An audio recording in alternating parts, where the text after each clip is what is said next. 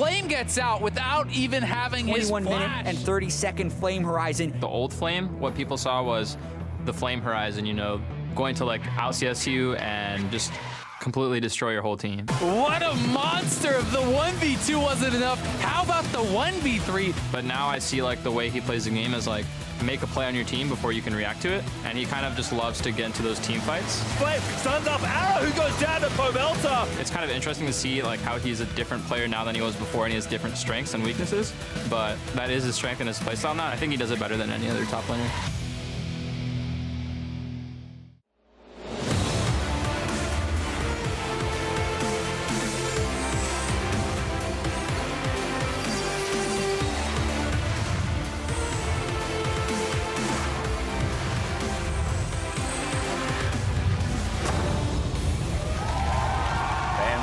For another day of North American LCS action here at the end of Week 7. 2 playoff spots have already been snatched up, and no one wants to be left out of the summer postseason. Now, earlier in the day, we saw Contractz loading in. He showed off his Kayn on Friday. We'll see if he's even allowed to break it out today when it comes to the picks and bans. He's, of course, going up against Altec and Adrian, who've been showing up huge for Team Dignitas on a hot win streak, taking down TSM yesterday.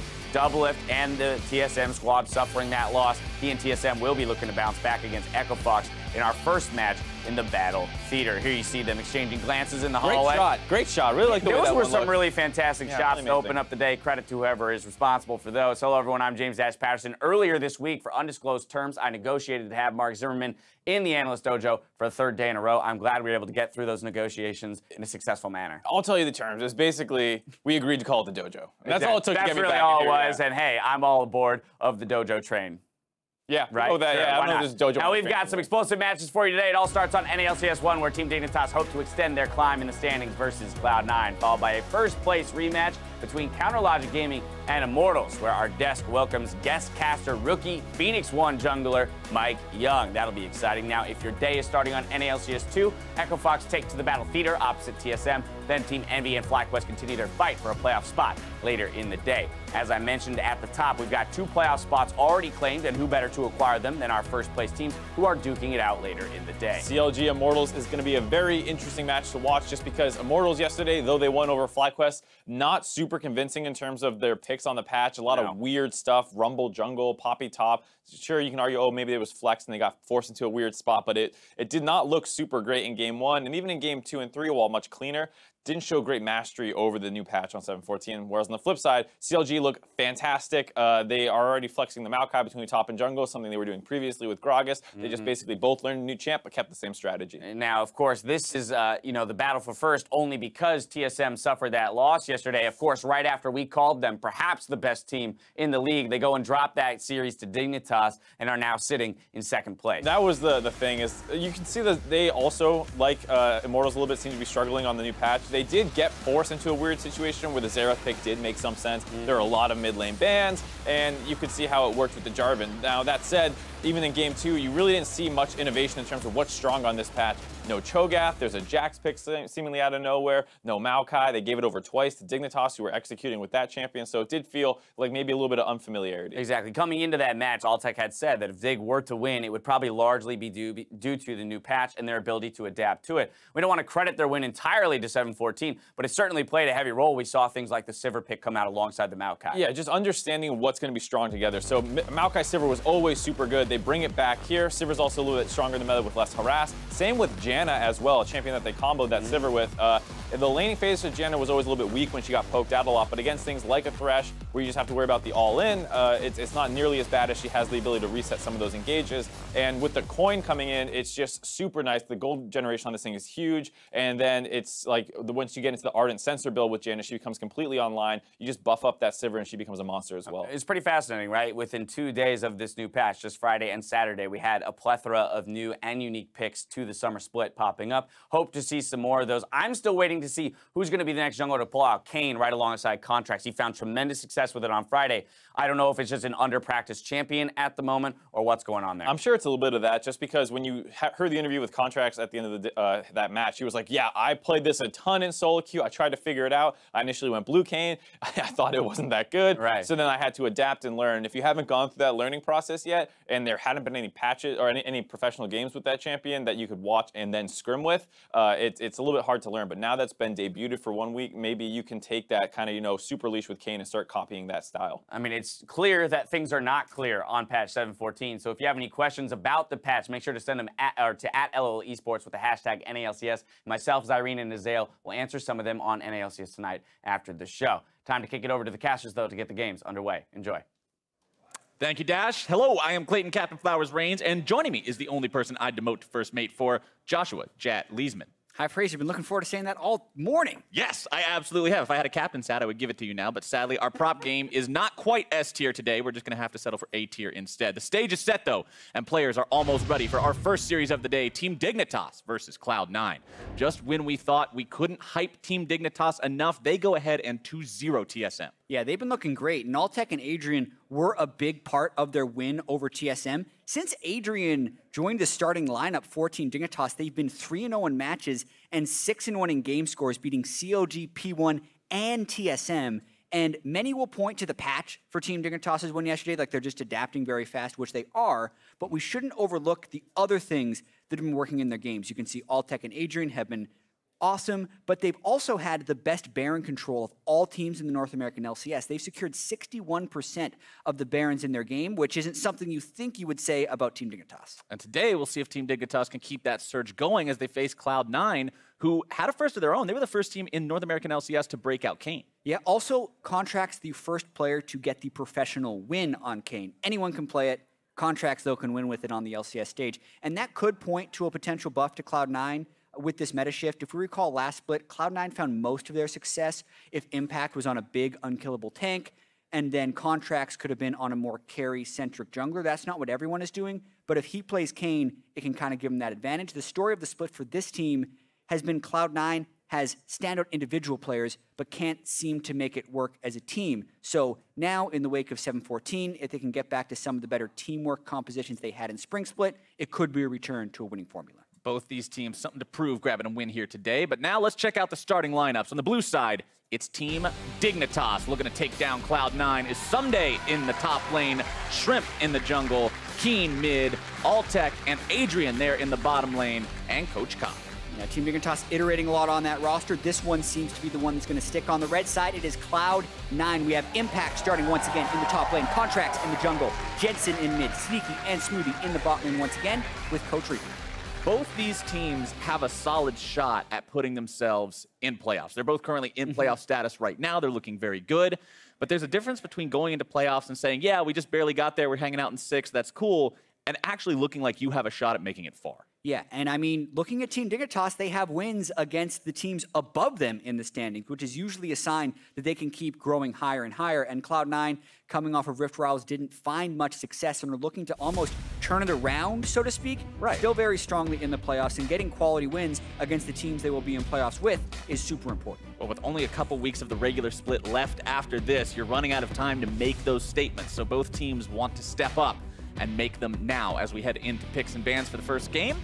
It's LeBlanc banned away by Team Dignitas. Cloud9 takes Zac off the table, and Dig's going to remove Syndra now. A very similar strategy to what we saw them do against TSM yesterday. Yeah, and something that I think is also developing on patch 7.14 is I think blue side's a little bit more favored than in previous patches, and that's because you see all these bans right now are fairly standard bans that you would used to be seeing. Zac, Caitlyn, LeBlanc, Syndra. However, whenever there is a bunch of power picks, blue side having the first access to whatever they think the most OP thing is generally signals a small advantage for that side. So you can see now, you know, Elise, Caitlyn, Zac are banned, but that does leave Maokai and Cho'Gath up, and there we go. Right away, Maokai could be the first pick.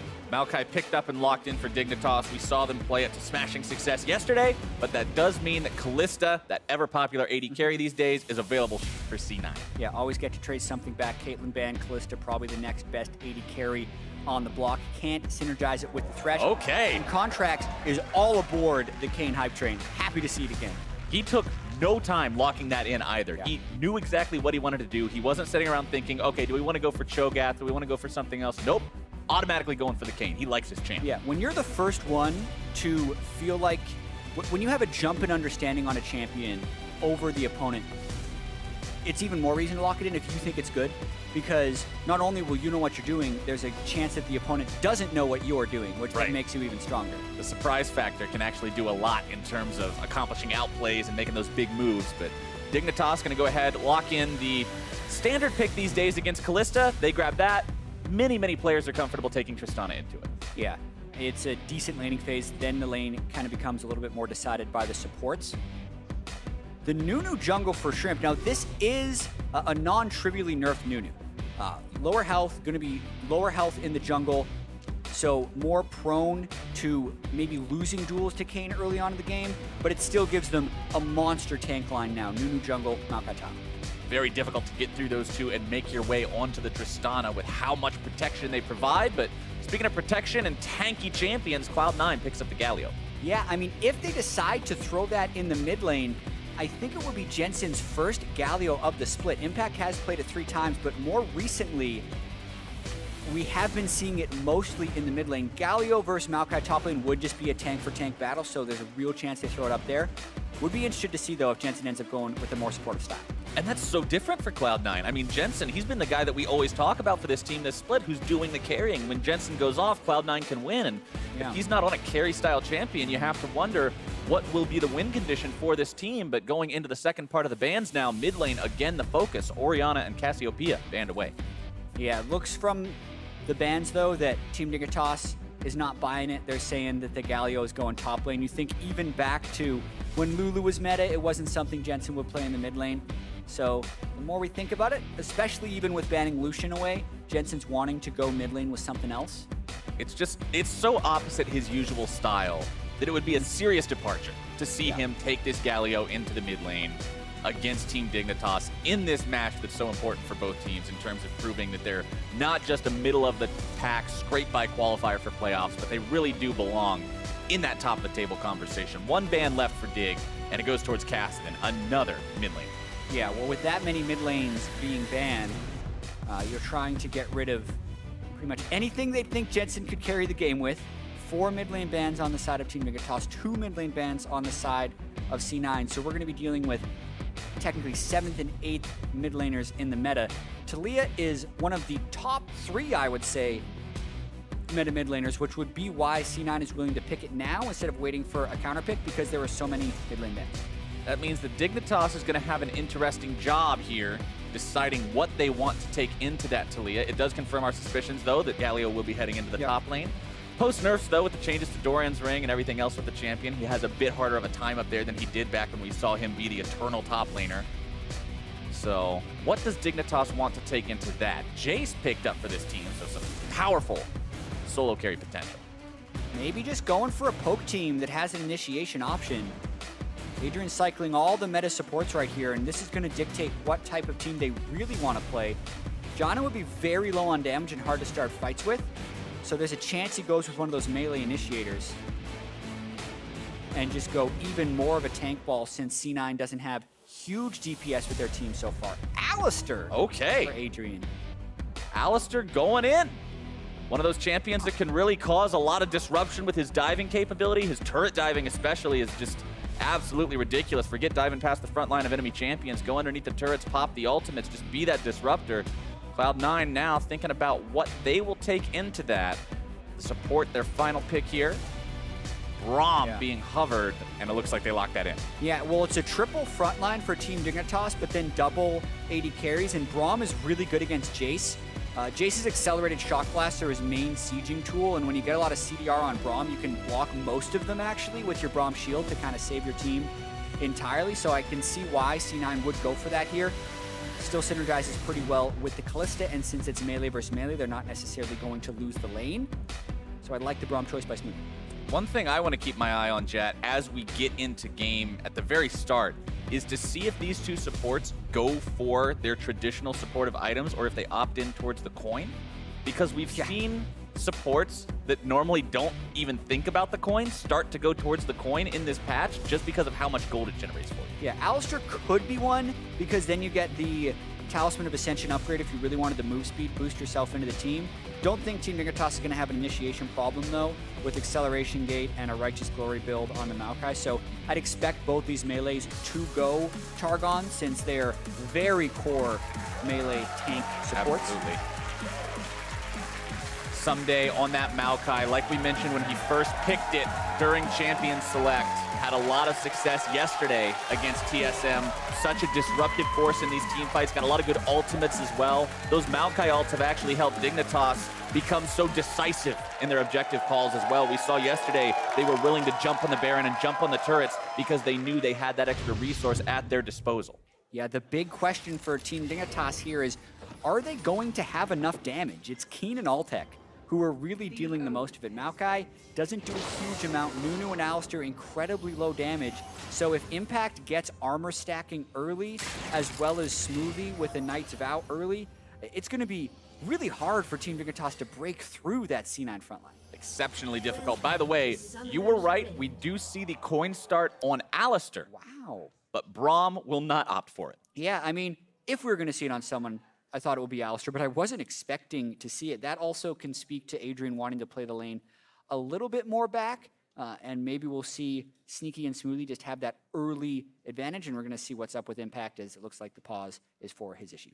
Yeah, we just were informed that Impact is having some monitor issues right now, so we've got our tech guys on stage working to remedy that and hopefully get us back into game as soon as possible. But just want to do a quick comparison from what we saw yesterday, because we have a very small sample size to talk about in terms of comparing coin to the other supportive items, but there were a couple times yesterday where we compared the gold that the supports had earned through their items specifically, and the coin users were sitting on 1,400 when the other support item users were around 600, even 500. Yeah, the main comparisons we've seen have been coin to Spell Thief's Edge a lot of times, and we've also seen coin users upgrade to Nomad's Medallion, the second tier in that line, much more quickly, because when you do that, you get 40 gold per gold coin drop, and then also the mana is something like 15% of your missing mana. But when you're picking up those coins fairly frequently, it is the most gold generating of all of the items. So on top of that, when you complete it into your warding item, the Eye of the Oasis, it's a 1,900 gold total cost, whereas you look at what happens with the Targons or the Spell Thief's Edge, and it's around 2,200 or 2,300 gold for that. So you're more efficient, you're getting more gold in general. It is something that has been an underbought item in the past, so I think it just kept getting stats and stats until people have started buying it, and we're definitely at that point now where it's probably even overtuned because champions who you would historically think should be going Spell Thieves or going Targons are now going coin. Like that Alistar that we're seeing this game. There we go. Maybe he can make the plays happen on that. We'll be interested to see if he decides to go for the full Talisman of Ascension or if he does just go for that Eye Evolution like you were talking about. Instead, Ssumday with the teleport, Keane with the teleport, so they've got an extra global up over their opponents, but remember that Jensen on Taliyah, the champion can always get around the map and get where she needs to go with the Weaver's Wall. Yeah, and I really want to see where Contractz goes with his early jungle path. He was able to play the Kayn with the Maokai on Friday and got some very beneficial pulls thanks to Maokai saplings.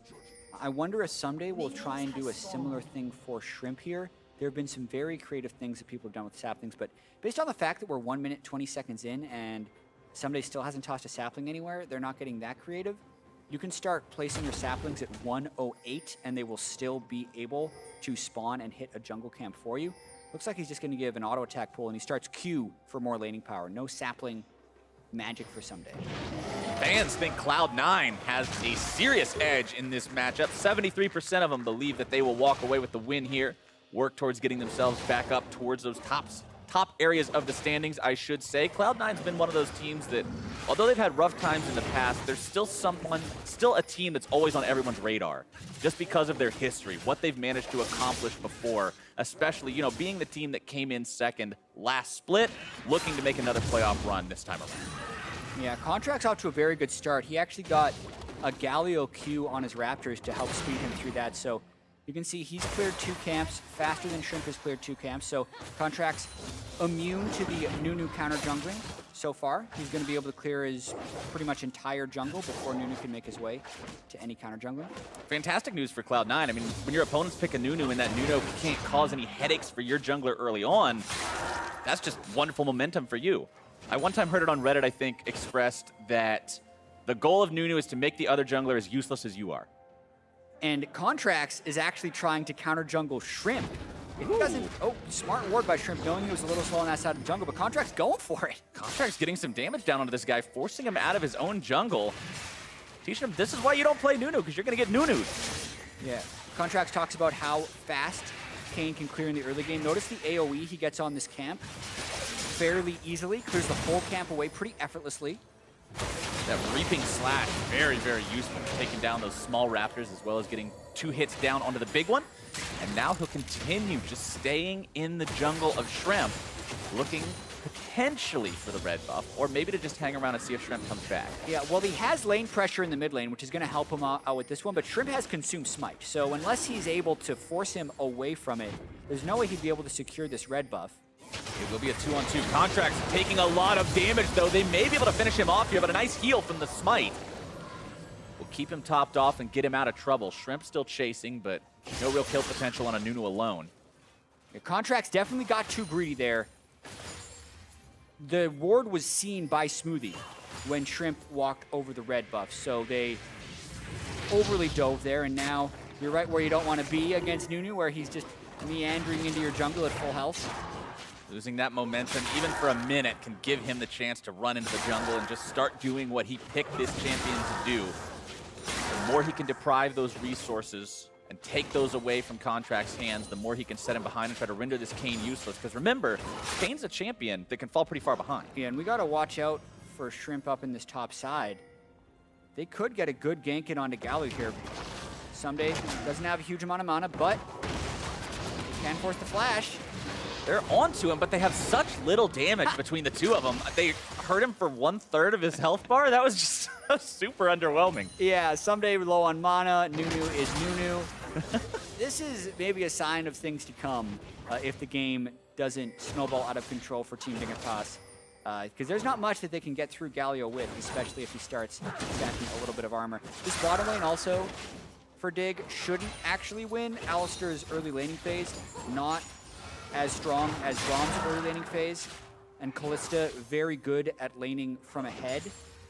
We're definitely going to be trying to use the coin to equalize the gold in that lane a little bit. Altec and Adrian have won most lanes they've been in so far, but this matchup is just not favorable. It's taking its toll right now. 42 to 36 in the CS department, so nothing super crazy there just yet, but it is a bit of a worrying trend to already start falling behind 5 minutes into the game as Jensen moves into the enemy jungle to take care of some of those blast cones, just limit the mobility of his opponents a bit more. Ssumday comes back to lane, utilizing the TP. Impact does the same. Catalyst done for Impact to allow him to have that extra lane sustainability. Yeah, we don't see many Catalysts on Galio anymore.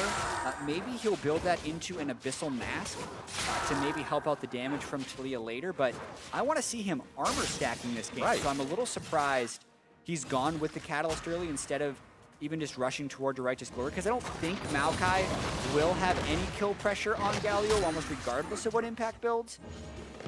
Well, to see where he goes with that. Playing it safe against his lane opponent. Like you said, providing that multiplier for Taliyah once they get into the team fights, but that does mean he'll be squishier against the vast majority of the damage from Dignitas when these mid-game fights eventually do happen. Cloud9 have farmed themselves up a 500 gold lead already, though. You can see the CS advantages in every single lane for this Cloud9 team, which goes back to what you mentioned during our pre-game conversation, where Cloud9 has a lot of individually talented players.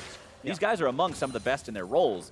It just hasn't been gelling as a team so far. Yeah, they haven't been able to put that many wins together. A lot of that has had to do with the instability in top lane. Neither Impact nor Ray have had good splits.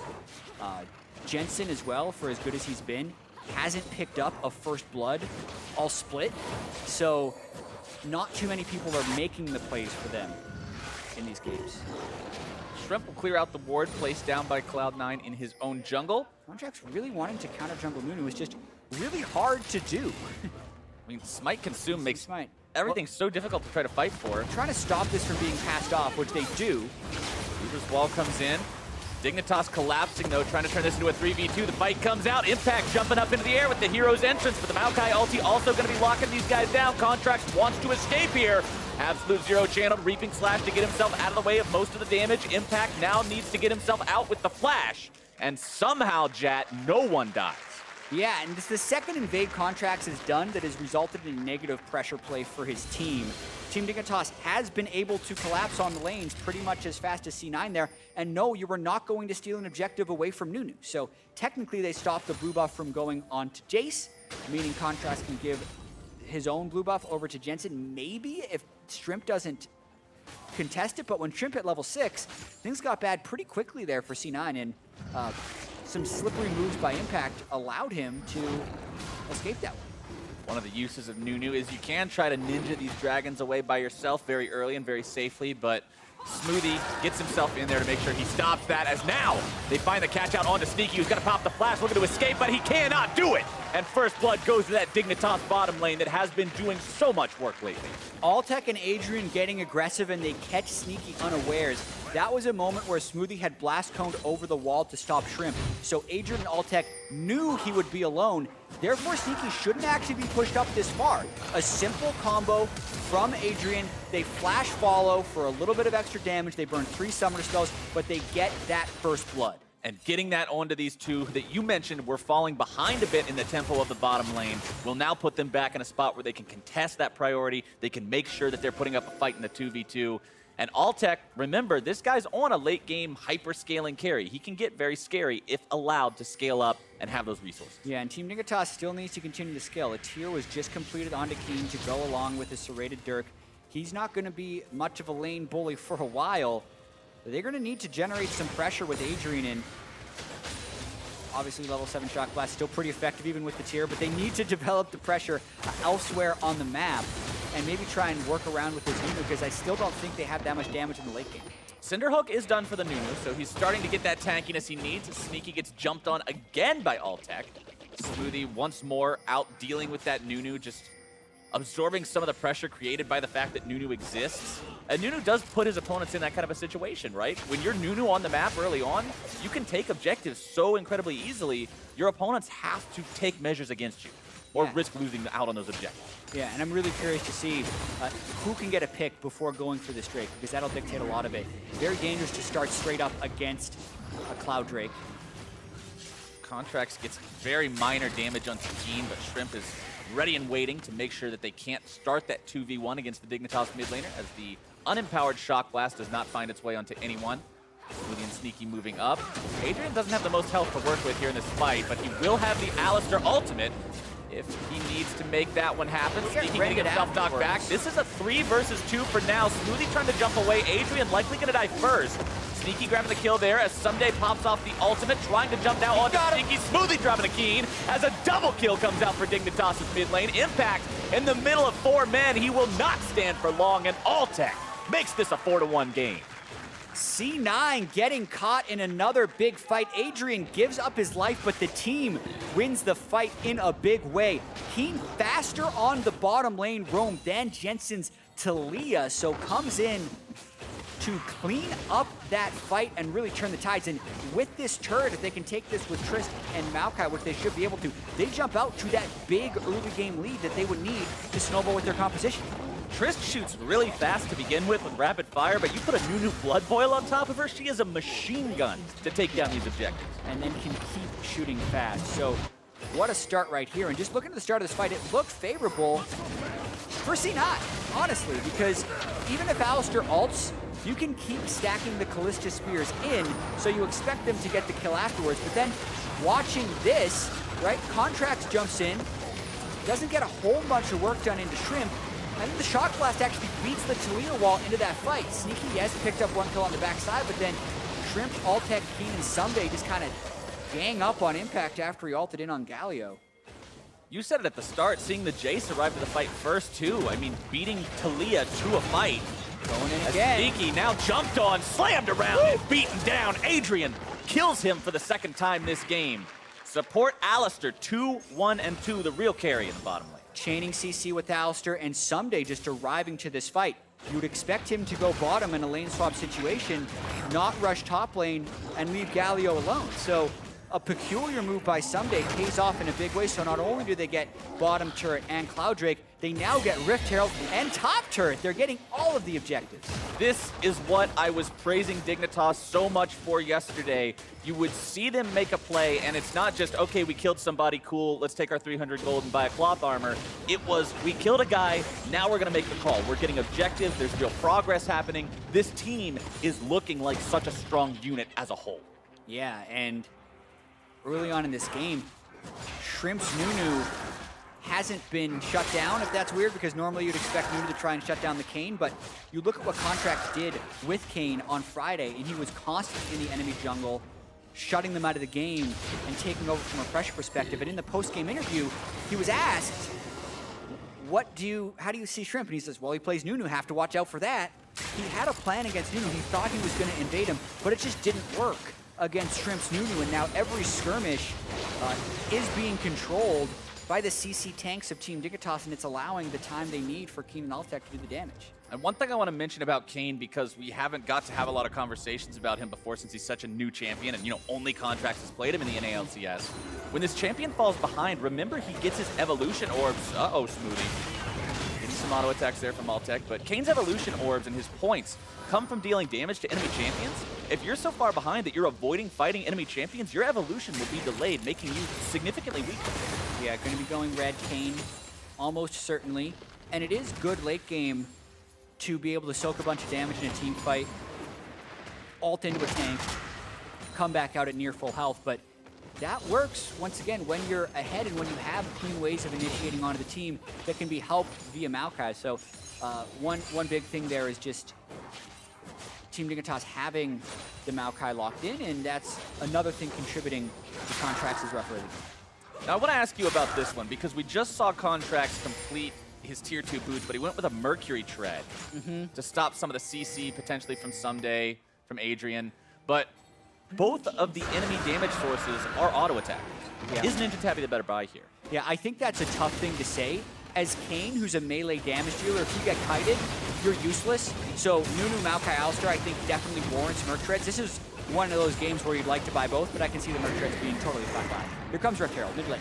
Rift Herald summoned up by Dig as they've got the 5-man push to make sure Shelly gets him at least something. Charging in there with the headbutt. The turret is slammed down. Do they want to stick around and try to get more for it? Looks like they might.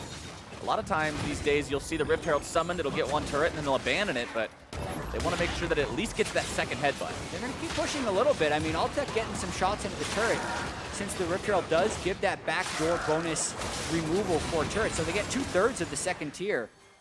Worthwhile to stick around and get that little bit of extra damage. Not bad at all, honestly, for Team Dignitas. 4,000 gold up, 15 minutes in. Duskblade completed on Keane. This item is one that we've had or seen at least a lot of conversations about since 7.14. It is so incredibly strong, especially if you can manage to duck into a bush, get the proc back and ready to go again more than once in a fight. Yep. Whoa.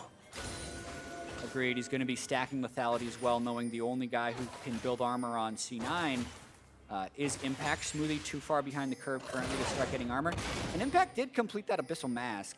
So going for a magic resist item first against this team, I generally disagree with. You can see him falling pretty easily in the fights he's been a part of.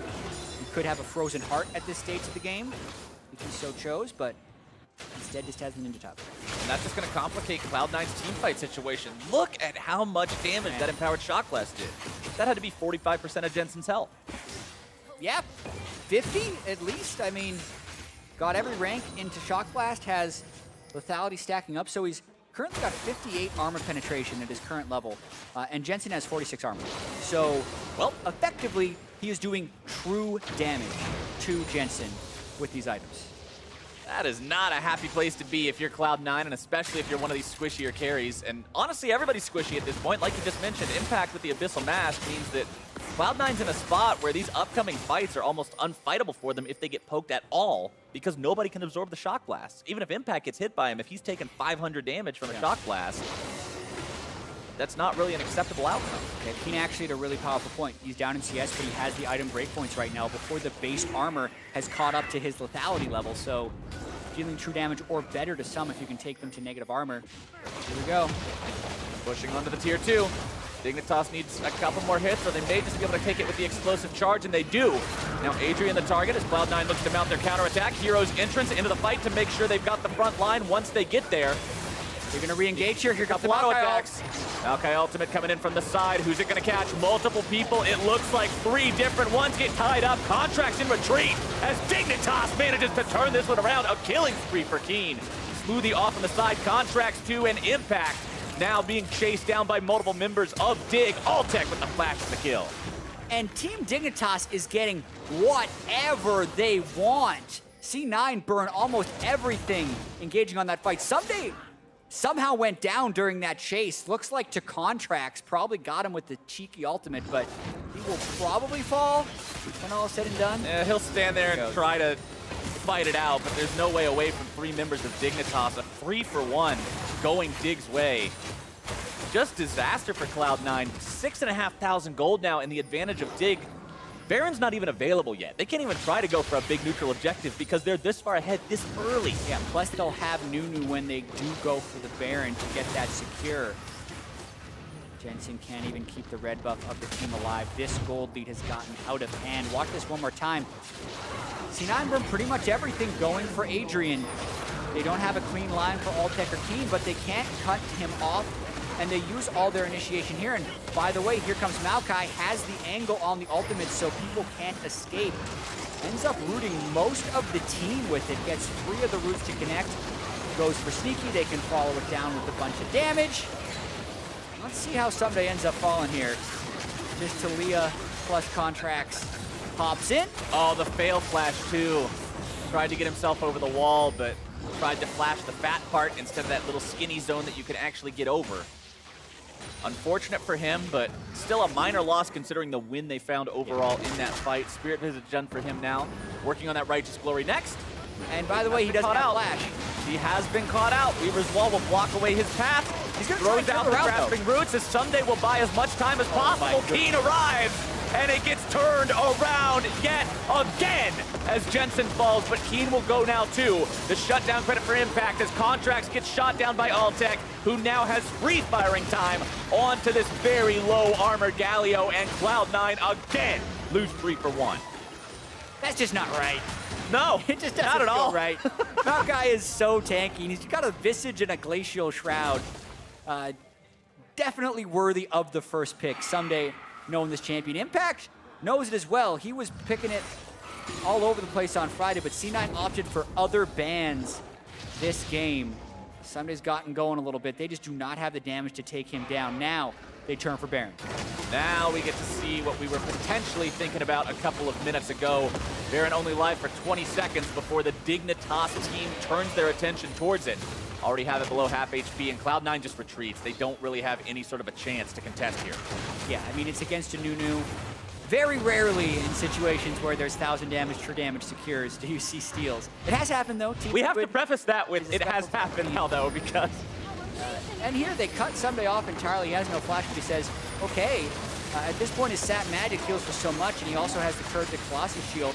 They end up only getting half his health in 4.5 seconds for Keane's teleport to complete.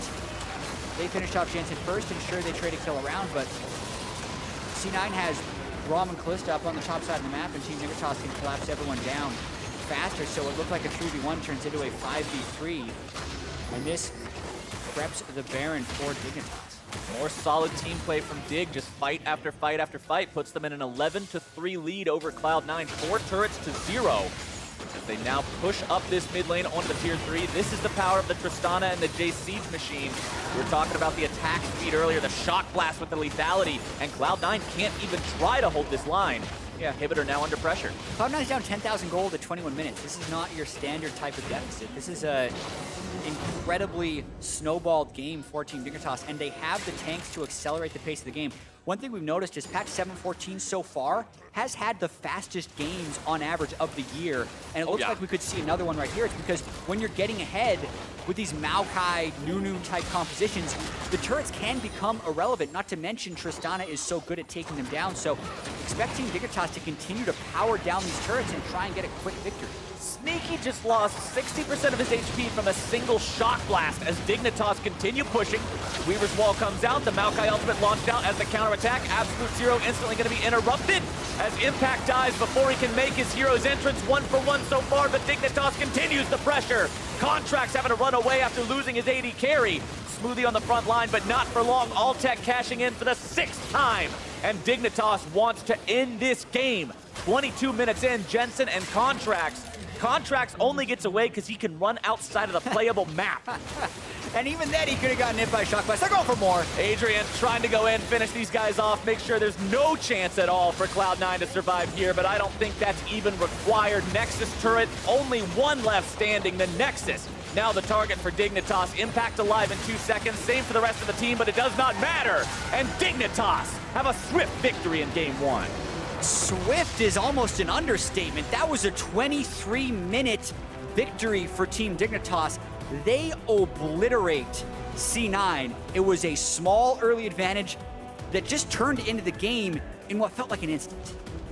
And it wasn't looking like that at the very, very start. We mentioned how Cloud9 had a bit of a gold lead. They were farming up better in the lanes. Until the action actually broke out, Cloud9 was doing fine. And then as soon as it did, Dignitas never lost that tempo. They never lost that momentum. Yeah, C9 had 3 pushing lanes at the start of the game and an invading jungler. So that is a recipe where C9 has been able to win many games this split. Sometimes the invading junglers Nunu, it's a little more reliable for the buff secures, but none of the invades worked for C9. All of that advantage was translated into failed invades, which, while not disastrous, stopped them from pulling ahead in the game. And then as soon as a few skirmishes went against them, the lethality technically hit a snowballing point. I don't agree with some of the item choices that C9 made. Impact's Abyssal Mask, pretty lackluster, was unable to block any of the shock blasts, which then kept hitting the squishies and totally taking them off of turrets. And then on top of that, Altec and Adrian consistently have been lights out since they've turned into this. They had a losing lane matchup, but they found first blood in a 2v1 situation and then roamed around the map expertly to close out that game. And that Dignitas trigger pull that I'm talking about, whether it's going for objectives or going for sneaky, like you mentioned, as soon as they saw Smoothie dealing with Shrimp, having to keep the Nunu away from the Drake, they were like, oh, Sneaky's alone, kill him. First blood happens as soon as they decide to go for it, and from there, they just keep getting more and more and more. And this is crazy, Captain Flowers, because this team was on a 4-match losing streak. They had fallen to, what was it, 5-5 as far as their match score? It wasn't very good. It was 5-5, and I want to know what this team did with the old Team Dignitas. Because those guys didn't seem to know what they were doing. Some days looked like he was on an island in these games. Keane and their bottom lane wasn't doing anything. They have swapped out their bottom lane entirely. So Altec and Adrian have been performing at such a high level. It seems that now that Shrimp is the sole guy and they parted ways with Chaser, that is, infused him with more confidence. It is a completely different team than what we saw 3 or 4 weeks ago, and I want to see if they can continue this because it's just the first game of the best of 3. First game, but it went very, very well for Dignitas. For a deeper dive on that win, though, we're going to hand it off to Dash and Mark. Thank you very much, Captain Flowers. Things continue to look good for Team Dignitas as they get another victory here over Cloud9. And as Jat mentioned, with what was a pretty tame lane phase for a short period of time, immediately turns due to a single team fight. Where Dignitas gets the better of Cloud9, and then they're off to the races with their goal. Right, there had been like a single solo kill where Sneaky stepped a little bit too far out, but then after that, it was just off to the races for Dignitas. That bot lane replay is really the one to look at, just because it kind of shows the strengths of this triple tank comp that Dignitas had put together. It starts out with C9 wanting to engage onto Adrian. He's going to have his ultimate available, so he's going to remain relatively tanky throughout this whole bot lane engagement. And then the one thing that goes wrong here, I'd say, for the side of C9 is that when Smoothie re-engages, he throws himself past Adrian and hits Sneaky, and that ends up with leaving Smoothie in the middle of the team, and now he's cut off with the Jayce collapsing. It also allows Ssumday to focus out by himself onto Sneaky and keep him out of the fight. So Keane gets there first, they're winning up in the top side of the river, while Sneaky can't get back in the fight on the bot side. Right, you also saw Impact there choosing to use his ultimate to try and save Contractz, who ends up going down to a shock blast anyway, therefore removing himself from the area of the map where he's able to aid Sneaky in dealing with Ssumday, effectively zoning his own ADC out of the fight. Fight goes in favor of Team Dignitas. As was mentioned, they have the lead. And this is where I now want to return to Champions Select and talk about Team Dignitas showing incredible mastery or understanding here in 7-14 so early on in terms of how to play on this patch. Right, the first pick, Maokai, 3 games in a row for Ssumday. He's going to take it every game. They've already kind of said this basically through their pick ban, is that we think this champion's broken, we're going to keep taking it. Ssumday makes it look pretty good, so I understand their position on that. But then the rest of their comp fills in very well, where the Nunu has great zone control. If you look at the comp of C9, it's very short range. Taliyah, Kalista, Kayn, all basically, under 500, 600 range. And then Galio, Braum, the same thing. So if you ever can't get your engage off cleanly, you are not going to get through the Nunu. You're not going to get through the Alistar or Maokai. And then the Tristana is just going to blast you from range with the Jayce. And again, a marked difference between Friday's games for Cloud9 and this one here is that Contractz didn't get off the ground on Kayn. Both games on Friday, we saw him get a couple successful early ganks off. Therefore, with some extra gold in his coffers, he's able to push that advantage as a more damage-oriented jungler. Here, he gets outpaced by those tanks, and we run into the classic issue where you don't have the damage to eat through the front line, and they have enough of a front line to mess with your back line. Yeah, and it's hard to say because there is such a limited sample size on Kayn right now. The first 2 games that he played last series was, blue side. He got super leashes, got off the ground early and was ahead of the other jungler. This time, every time he tried to invade on Nunu and Dignitas just kind of reacted and collapsed on him, though they didn't ever end up losing a kill on the invades. A lot of times they lost summoners, and none of them turned out well. And we heard Contractz say in his interview he thinks Kayn needs to be played aggressively. Right, and you spoke about that short range that we have here on Cloud9. That was evidenced at 7-14 into the game, a 3-for-1 in favor of Dignitas. Basically, Cloud9 choosing to take this engagement, realizing they don't have the tools to get in the way they need to. Yeah, a couple times Dignitas had kind of just set up in the mid lane and siege the turret down. Finally, C9 gets sick of it. They try and pull the trigger once again onto a frontline member of Adrian, pops that ultimate, tanks a lot of that damage, and now all their engage tools are down. Reset. Yeah, fight's completely reset, and here's the re-engage coming in from Ssumday. Maokai drops his ultimate. They have so many more engage tools when you have multiple tanks that the Alistar had to use his stuff defensively, which sometimes is the end of a fight for a team. But because the Maokai is another tank who can bring more CC, he re-engages excellently from the flank. They get the first kill. Kayn is able to find a cleanup kill onto Ssumday, but he ends up putting himself out of position to do that, and the rest is Dignitas is going to collapse. This results in a 3-for-1, and it just kind of, like you said, illustrates how difficult it is to play against triple tank, and why I think I'm surprised I haven't seen more teams already just start spamming any tank they can play. Yeah, especially when you see those short-range carries coming in early on in the draft, or things like Jin, which we've seen struggle against triple tank because he can't outpace the tankiness with his damage. Noticing here, of course, lots of damage coming out of that Tristana, aided by the blood boil of the Nunu, a champion that's been picked up by Dignitas plenty of times, and they've shown mastery around it. A big thing here is that this game ended so quickly. Again, I'm continually impressed by Dignitas in that now we're starting to see them not even need, for example, that Baron to close out games. Right, I mean, they did get the Baron this game, but it wasn't one of their classic, oh, we're all inning at 22 minutes. Yeah, we're going to get it, force it, and if you stop us here, well, we probably lose the game. Right. Here, they built a significant lead just based off some good team fighting and sieging around mid. That makes the Baron almost free, and then they just set up again and start forcing down turrets. Also, as we saw Altec picking up player of the game on your screen, one thing I want to recognize is the fact that Dignitas with Altec and Adrian, right? That we have to remember that Adrian coming into the roster, that's kind of the mark of where this team started re-picking up momentum and hitting this win streak. And so credit to them because something's working within this team with them on the roster. Right, and I think you got to point to the bot lane here again, like we said, because they did get that first kill on the Sneaky. The first big skirmish in the game breaks out in the bot lane. Great TP by Ssumday to help support them, but already they were kind of outplaying C9, and then Altec stepping up huge, being the late game carry multiple times. I think he's grabbed a ton of player of the games in the past week and a half. Well, Dignitas has snagged the first victory of the day. Meet us back here to see if Cloud9 can tie up the series in Game 2 versus Team Dignitas. Stay with us. You're watching the North American LCS.